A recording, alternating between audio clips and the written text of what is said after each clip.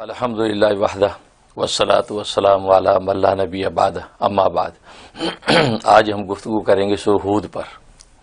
سورہ ہود یہ مکی صورت ہے جی، اور 123 اس کی آیات ہیں۔ اچھا، اور ظاہر ہے کہ جیسے ہم سورہ فاتحہ سے سلسلہ ہمارا جاری ہے، جی، سورہ فاتحہ میں اللہ تبارک و تعالی نے اہدنا الصراط المستقیم کی دعا کروا کے جی، گویا کہ ہدایت مانگنے کا حکم دیا تھا، اور ہدایت اللہ کے ہاں سب سے بڑی ایک قیمتی چیز ہے جو بندے کو حاصل ہونی چاہیے۔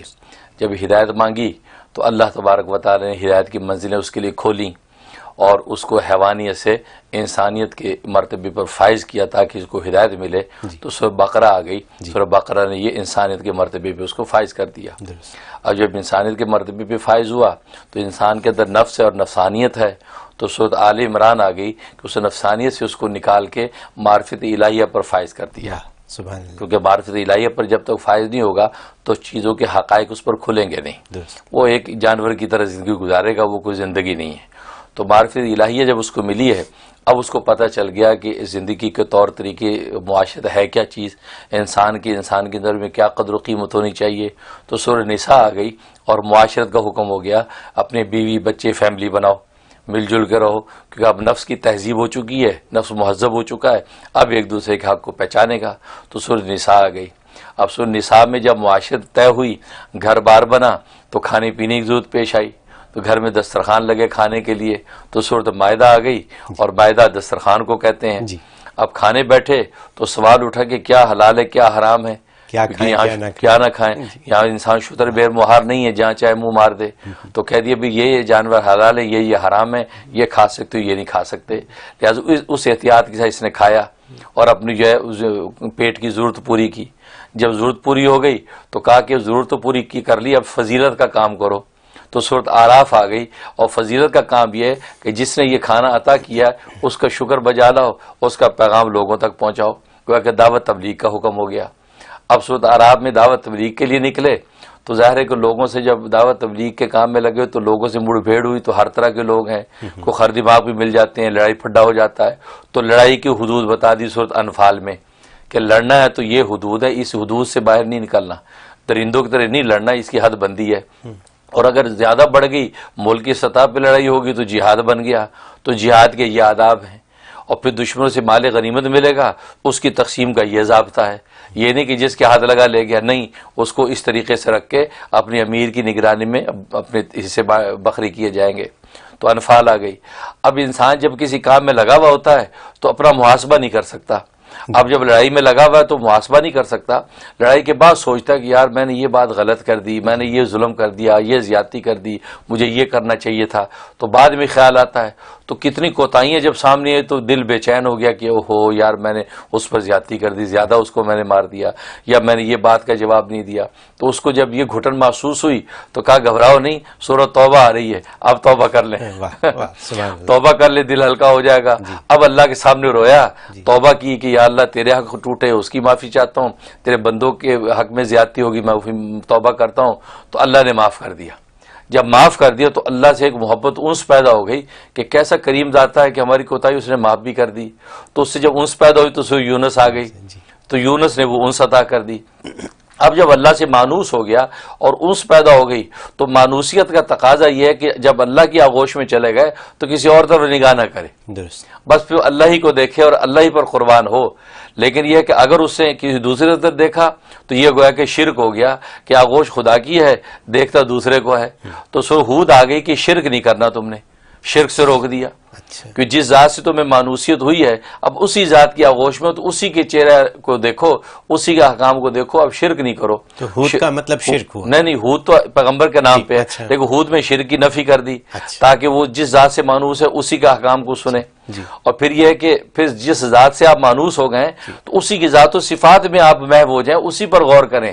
جیسے ایک دنیا کا عاشق اپنے معشوق کے بارے میں سوچتا ہے، کسی اور کا سوچتا نہیں ہے، تو سورہ ہود میں یہ سبق دے دیا کہ جس ذات سے تم مانوس ہو گے اب اسی ذات اور صفات ہی کو دیکھو۔ لہٰذا اللہ نے سورہ ہود میں اپنی ذات و صفات کی تفسیر بھی بیان کی، بلکہ ان لوگوں کا حال بھی بیان کیا کہ جو اللہ کی آغوش میں جا کے غیر اللہ کو دیکھتے ہیں، یعنی شرک میں مبتلا ہوتے ہیں۔ تو گویا کہ اللہ کو ایسے نافرمان پسند نہیں ہے، تو ان پر اللہ نے عذاب توڑا، اس عذابوں کا ذکر کیا سورہ ہود میں۔ یہاں تک کہ نبی کریم صلی اللہ علیہ وسلم فرماتے ہیں کہ مجھے سورہ ہود نے بوڑھا کر دیا.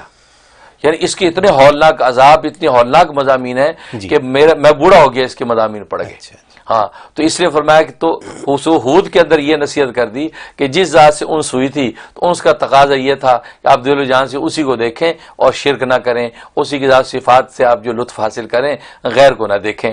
یہ سورہ ہود کے اندر یہ مضامین بیان ہو گئے. اور پھر اس میں ہود اس لیے کہا کہ اس میں حضرت ہود علیہ الصلوۃ والسلام کی قوم کا ذکر کیا گیا. کہ حضرت ہود کی قوم پر کس طرح عذاب اللہ نے توڑا، کیسے ان پر تباہی آئی. پھر حضرت نوح علیہ الصلوۃ والسلام کی قوم پر کیسے تباہی آئی. تو جن نافرمانوں نے جو حرکتیں کی تھی ان کو اللہ تبارک و تعالی نے جس طرح دنیا میں جو ہے وہ تباہ و برباد کیا، اس کا تذکرہ ہے. تو اسی لیے نبی پاک فرماتے ہیں کہ مجھے سورہ ہود نے بوڑھا کر دیا کہ میرے جو نافرمان ہیں وہ اگر میری نافرمانی کریں گے تو وہ بھی نہیں بچ پائیں گے. تو مجھے یہ صدمہ کھایا جاتا ہے کہ کاش یہ جو ہے وہ اسلام میں داخل ہو جائیں، اپنے مالک کو پہچان لیں. اس لیے سورہ ہود میں اللہ تبارک و تعالی 4 دعوے فرمائے ہیں. 2 دعوے توحید کے فرمائے ہیں. پہلا دعویٰ توحید کیا تو اس پر 3 دلائل پیش کیے. پھر دوبارہ دعویٰ توحید کیا تو اس پر 2 دلائل پیش کیے. پھر تیسرا دعویٰ رسالت پیش کیا کہ یہ نبی جو ہے سچا برحق ہے محمد صلی اللہ علیہ وسلم، اس پر ایمان لے آؤ، تو اس پر 1 دلیل پیش کی. پھر دعویٰ صداقت قرآن پیش کیا کہ قرآن سچی کتاب ہے، جو مضامین تمہیں پہنچے بالکل برحق ہیں، اس پر پھر 1 دلیل پیش کی. اس کے علاوہ دیگر مضامین. تو یہ 4 دعوے اس صورت میں فرمائے ہیں. حالانکہ عام طور پہ صورتوں میں ایک ہی دعویٰ فرماتے ہیں، اس میں اللہ نے 4 دعوے فرمائے اور پھر ہولناک مضامین بیان کیے ہیں سورہ ہود کے اندر. اس طریقے سے یہ سورہ ہود جو ہے اپنے مقام کو فائنل میں پہنچتی ہے. تو میں انگریزی میں کہہ سکتا ہوں کہ بہت ہیوی ڈیوٹی صورت ہے. ہیوی ڈیوٹی بالکل، کیونکہ نبی پاک صلی اللہ علیہ وسلم تک نے کہا کہ مجھے بوڑھا کر دیا. یعنی ان کو اس سے تکلیف پہنچی کہ آئندہ کا لوگوں کا عذاب انہوں نے دیکھا جو کہ شرک کریں، شرک کر رہے تھے. بالکل بالکل. ٹھیک ہے. اور پھر 4 دعوے فرمائے کسی صورت میں نہیں ہے. بالکل بالکل. تو اور جہاں تک اس کے فضائل فوائد کا تعلق ہے تو عام طور پہ جو ہے وہ بس اوقات انسان کسی ایسے دشمن کی اس میں نرغے میں پھنس جاتا ہے کہ چھٹکاری کی شکل نظر نہیں آتی. دشمن طاقتور ہے، بڑا خطرناک ہے، اور یہ بیچارہ بالکل بے بس ہے، عاجز ہے. اس وقت یہ سورہ ہود بڑا کام کرتی ہے کہ اگر ایک مرتبہ سورہ ہود پڑھ کے اس سمت کی طرف جس سمت میں دشمن رہتا ہے اس کی طرف 3 دفعہ پھونک دیا کرے اور کھلے آسمان کی ہاتھ اٹھا کے اللہ سے دعا کر لیا کرے تو 41 دن اگر پابندی سے کر لے تو اللہ تبارک و تعالیٰ موذی دشمن سے نجات دے دیتے ہیں. یہ اس کی بہت بڑی فضیلت ہے. اور دوسرا یہ ہے کہ اگر جو بہت بڑی کوئی ایسی مشکل آ گئی کہ جس کے چھٹکارے کی شکل ہی نہیں ہے اور انسان ہر طرف سے پھنس گیا ہے تو 13 مرتبہ کا اس کا ختم کریں. اکیلا پڑھ لے یا چند لوگ مل کے 13 مرتبہ کا اس کا ختم کر کے دعا کر لیں تو ایک ہی دن میں اللہ کام کر دیتے ہیں اور اس مصیبت سے چھٹکارا ہو جاتا ہے. اور تیسرا بڑا زبردست فائدہ ہے کہ یہاں کی دنیا میں عام طور پر بچے دین سے مذہب سے بے بہرا ہو رہے ہیں اور وہ کہتے ہیں نہیں ہمیں نہ نماز پڑھنی ہے روزہ رکھنا ہے، آخر باخر کچھ نہیں ہوتی.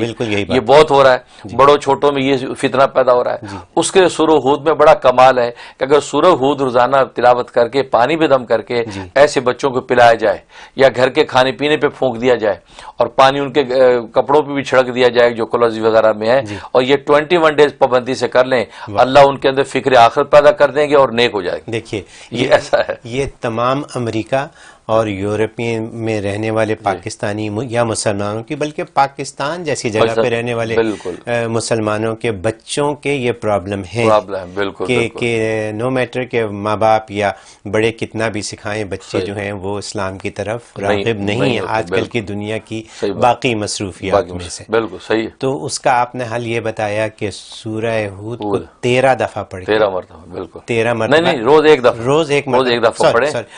روز ایک مرتبہ اور 21 دن تک رہیں. پانی ان کو پلائیں، گھر میں چھڑکیں، بلکہ ہو سکے تو روز کر کے کریں کیونکہ آج نئے فتنے بڑے چھوٹے سب کے اندر پیدا ہو رہے ہیں اور غفلت آخرت سے پیدا ہو رہی ہے.